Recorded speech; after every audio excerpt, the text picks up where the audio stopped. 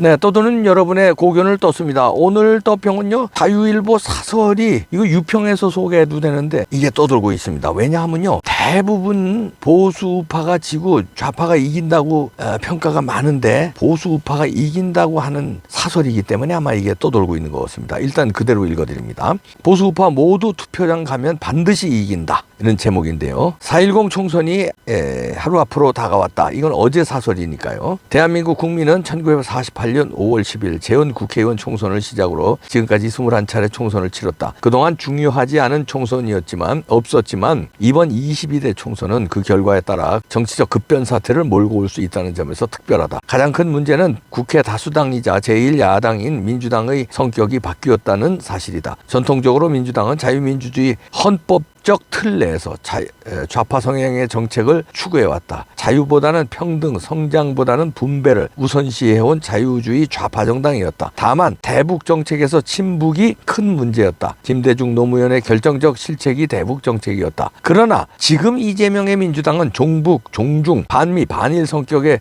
저질 포퓰리즘 정당이다. 게다가 2014년 위헌정당으로 해산된 이석기의 진보당과 경기동부연합이 제도권으로 진입하는 수주 정당이 되었다. 따라서 민주당이 이번 총선에서 이길 경우 자유민주주의 헌법 체제는 붕괴될 것이다. 해방 후 남로당은 지하당으로 활동했다. 하지만 민주당 내 진보당 활동은 헌법과 법률을 보호를 받으며 반대한민국 활동을 할 수 있다. 이는 한국 정치에 풍을 몰고 온다. 그런 점에서 4월 10일은 대한민국 국민 스스로 운명을 결정하는 날이다. 자유민주주의 헌법이냐 자유를 뺀 종북 군중주의냐를 결정하는 날이다. 대한민국이냐 반대한민국이냐가 결판나는 날이다. 이번 4.10 총선은 과거처럼 여당 후보, 야당 후보를 뽑는 선거가 아니다. 자유민주주의 헌법과 대한민국을 지키는 데 성공하느냐 실패하느냐가 본질이다. 설 수 있고 걸을 수 있는 유권자들은 모두 투표장으로 가야 한다. 유권자들이 모두 투표장에 가면 보수우파 유권자들이 충분히 이길 수 있다. 지난 2012년 박근혜 후보와 문재인이 맞붙은 제18대 대통령 선거는 보수진영과 이른바 진보진영이 벌인 한판 승부였다. 양 진영의 거의 모든 유권자들이 투표장으로 몰려갔다. 그 결과 51.6%를 획득한 박근혜 후보가 48%를 얻은 문재인을 3.6% 차이로 눌렀다. 박근혜 후보는 과반수를 넘겼다. 다시 말해 대한민국 유권자는 보수우파가 좌파 유권자 숫자보다 분명히 더 많다는 사실이다. 투표장에 가기만 하면 보수우파의 승리는 확실하다. 기권은 없다. 모두가 표장으로 가자. 이런 자유일보의 사설인데요.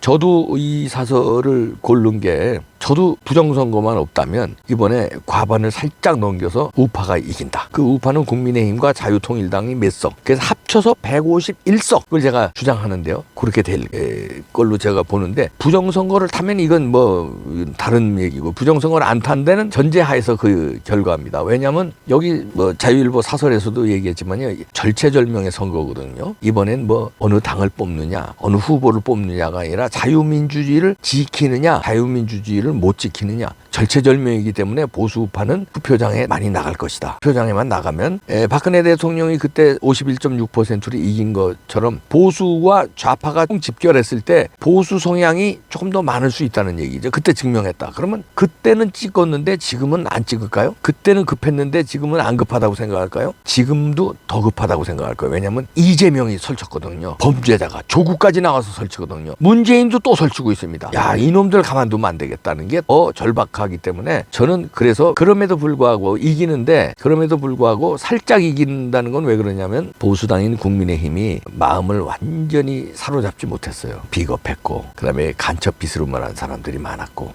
그다음에 공천도 그 투사들을 외면하고 마음에 안 드는 게 있었고 그렇기 때문에 국민의힘에도 경종을 좀 울리고 자유통일당에 의미 있는 의석을 주어서 국민들이 국회에 진입시켜서 매기 효과를 노릴 것이다. 자, 그런데요. 그건 이제 제 그 정상적인 범위 내에서 분석하는 거고 부정선거를 타면 어떻게 될 것이냐. 부정선거를 타면은 민주당이 살짝 넘기는 이기는 게 아니라 압승을 할 겁니다. 160석 이상 170석, 180석도 갈 수 있죠. 압승을 하게 되면 어떤 결과가 되냐 제가 자세히 설명 안 해도 그걸 하기 위해서 부정선거를 할 것이다. 압승을 해서 대한민국을 통째로 먹고 친중, 친북으로 해서 판을 이번에 아주 끝내자. 그런 거면은 부정선거를 과감하게 할 겁니다. 그러니까 이번 선거는 투표장에 나가는 건 물론 중요합니다. 투표장에 나가야 됩니다. 오늘 반드시 투표장에 나가서 투표하셔야 되고요. 부정선거를 막느냐 못 막느냐. 막으면 이깁니다. 못 막으면 왕창 지고요. 막으면 간신히 이기고. 그럼 막는 길이 있죠. 뭐 부정선거 어떻게 지금 갑자기 막 대통령은 할 수 있습니다. 개표할 때 서버에 타지 못하도록 관리감독하게 국정원장, 행안부 장관한테 직접 지시하고요. 한동훈 장관도 엎어놓고 그러면 막을 수 있어요. 지난번처럼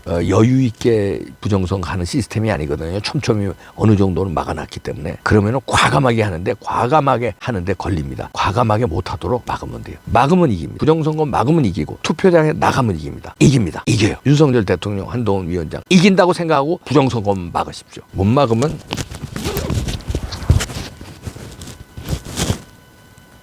어게인 4.19 국민이 가만 안 둘 겁니다. 어게인 4.19 각오들 하세요. 부정선거 하는 놈들 각오해라. 빰빠밤 슈퍼맨 어게인 4.19 대가리 박치게 날려라.